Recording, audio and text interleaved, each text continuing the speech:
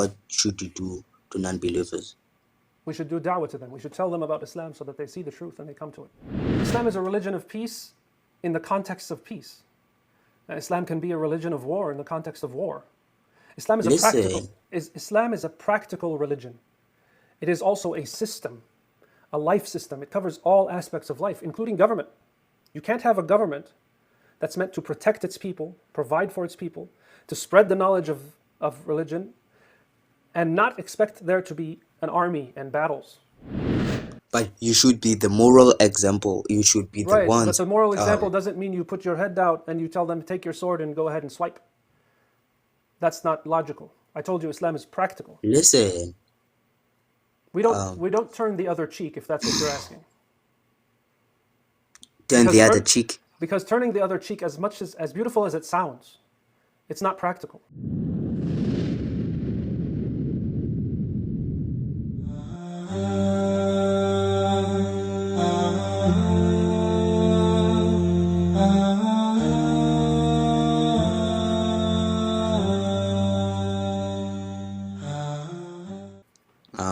What does the Quran teach about non-believers? What should you do to non-believers? We should do da'wah to them. We should tell them about Islam so that they see the truth and they come to it. That's what Islam teaches.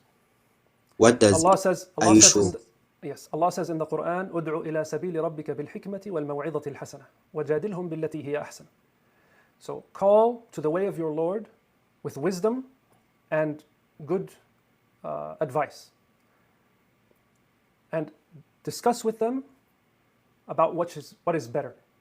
So what I'm doing to you right now, what this is right now, da'wah, come to Islam, this message, that's what we're supposed to do to non-Muslims. We're supposed to tell you to come to Islam. Not to kill them. Please don't use the K word on the live so they don't block it. Not to unalive them. No. The verse you're referring to from the Quran is talking specifically about Jews and Christians. No, it's talking specifically about a battle that is about to take place, the Battle of Badr. And it says, when you meet them, meaning the army of the polytheists, when you meet them, unalive them in the battlefield, those who have kicked you out of your home, and you're on your way to battle, because that's war. In war, people unalive other people. So Allah is saying, when you go out there, the rules of don't unalive someone don't apply because it's a battle. So unalive them. And then if you read on in the same verse, and continue reading, it says, but if they come to peace, to terms of peace, if they essentially stop the battle and they want to come to peace, then go to peace with them and make a deal with them. It doesn't say to unalive them. When it talks about those captured in the battle, it says, فَإِمَّا مَنًّا بَعْدُ وَإِمَّا فِدَاء. Either you let them go out of the kindness of your heart, or you trade them for other prisoners or for a bounty. Right? It doesn't say unalive them once you've captured them. There's no blanket statement unaliving. So I urge you, and I know this is probably something that you've heard, not read, I urge you, look it up and read the context of that verse, and you'll see that it's talking about a specific battle, and it's talking about after that battle, if they come to peace, they want to come to terms of peace, then accept the terms of peace. Okay. And by the way, just for the record, one side of my family is Christian. If the Quran ordered us to unalive all the non-Muslims, how would that work? There, go ahead. Before I leave, thank you for staying respectful. The thing is, the Quran is a religion, or teaches about peace. Is so. Would I be wrong when I refer to the Quran as a religion? I don't want to be disrespectful. The Quran is not a religion. Islam is the religion. The religion is submission. Islam. I mean, yeah. The Quran is Islam is a religion of peace. Islam is a religion of peace. Yes. Well. Yes. That's what you would be saying. I'm not saying that statement by itself like that is true. Islam is a religion of peace in the context of peace. Islam can be a religion of war in the context of war. Islam is a practical religion. It is also a system, a life system. It covers all aspects of life, including government. You can't have a government that's meant to protect its people, provide for its people, to spread the knowledge of religion, and not expect there to be an army and battles. People wage war on other people. I don't know if you follow the news at all, but if you look outside, across the globe, countries wage war against other countries, whether the other country wants it or not. Okay? Yes. Islam requires there to be a military, requires there to be a practical system of governance that can be implemented and applied throughout history. And that includes military. So to this blanket statement that Islam is a religion of peace, just blanket stating that like that, it's a little But I misleading. did not finish. It's misleading. I thought you did finish. Go ahead. Islam is a religion of peace. So with that peace, shouldn't the people who follow Islam, the believers, be the ones who exercise their faith for the non-believers to learn from them? I'm sorry, say again.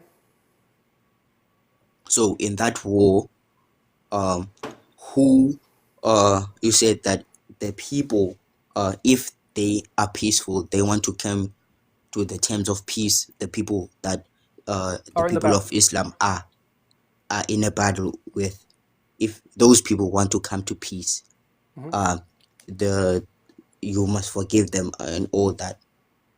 Okay? Yeah. So why isn't you guys from them not making peace with you, make peace with them? What?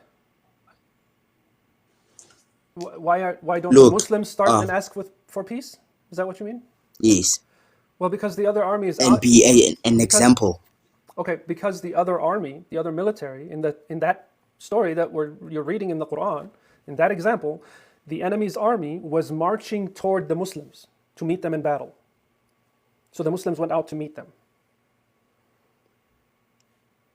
Now, if they change their mind and they want peace, we'll go for peace. If they don't want to go for peace, then we don't go for peace. But you should be the moral example. You should be the Right, but ones. the moral example doesn't mean you put your head down and you tell them to take your sword and go ahead and swipe. That's not logical. I told you Islam is practical. Listen, We don't turn the other cheek, if that's what you're asking.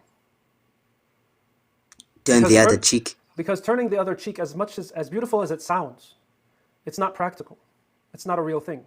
If the Jews in Europe in You 1939, love Christianity. I'm just saying, if the Jews in Europe turned the other cheek in Europe in 1939, there was no evidence that they were ever Christianity. going to stop. The people with the mustache, the guy with the mustache, he wasn't ever going to stop. Right? So turning the other Why cheek you bringing up Christianity? I'm not bringing up Christianity. I I'm think telling you about the about difference. turning the other cheek. Well, turning the other cheek is the example you're giving. Why don't they lead by example and go for peace? Well, if Yes. the people across And from you if don't those want peace, you have to and show if those strength. people don't come to peace while the people of Islam want peace with them, if those people don't want peace, are still waging war on you guys. So you should fight them, but you should first ask for peace. And if they don't want it, they are the aggressors, not you. Listen, they are the aggressors, not you. But Right. you see my point of view. I see your point of view, and it's very Yeah. poetic. It's very poetic, but it's impractical. Like I said, the Quran says, فَإِن جَنَحُوا لِلسِّلْمِ فَاجْنَحْ لَهَا. Right? If they come to terms of peace, then go to peace. But if they're going for battle, then they're coming at you with an army 3 times your size in that specific battle, Badr, right? They're coming to you in a battle 3 times your size, and they're saying they're going to wipe you out entirely. So when you meet them, do what needs to be done. If you pretend to Okay. go to peace, like I said, Islam teaches to be practical. Okay, and it says don't exceed in aggression. Also, when it talks about battle, don't exceed, don't go overboard in the battle. Okay, so if peace comes, terms of peace are provided, don't be excessive in unaliving. Like that's in the Quran. All right? So it's not the option to just go out and just start wiping everybody out. That's not a thing in Islam. Like I said, how we're supposed to treat the non-believers is what I'm doing with you right now. All right? You said that was your last. How you're supposed to do it, but other people do it Other people are not differently than Islam. you. Other Other people, Muslims. other people are not Islam. I'm not Islam. Yes. Islam is the teachings of Islam. So when I recited to you, ayat, verses from the Quran, telling you what they say. And I told you, go back and check it. Check the context. You heard this verse, but you didn't actually read the context of it. If you did, you'd know what I told you. So if the Quran says it, that's Islam. But if somebody else does something, then all they're doing is taking part of they're doing the same thing you essentially did, or whoever told you did. And they're taking part of it and forgetting the rest. So if someone lives Islam and other Muslims waging war on that person and want to kill them, threatening their lives, is that good? What? If there's a person I know that left Islam for their particular reason. Oh, and somebody's threatening their life? Yes. That's not a thing in Islam. There's no such thing as vigilantism in Islam. So even if laws of apostasy, for example, or whatever were to be upheld, there would be a court system. So those are not Muslims. I didn't say they're not Muslims. I don't have the authority to kick people in and out of Islam as I please, to say those are not Muslims. I'm saying it's not Islam. The ruling that they're claiming isn't Islamic teaching. Nobody has the authority to go and punish someone for any crime, even apostasy, on their own terms.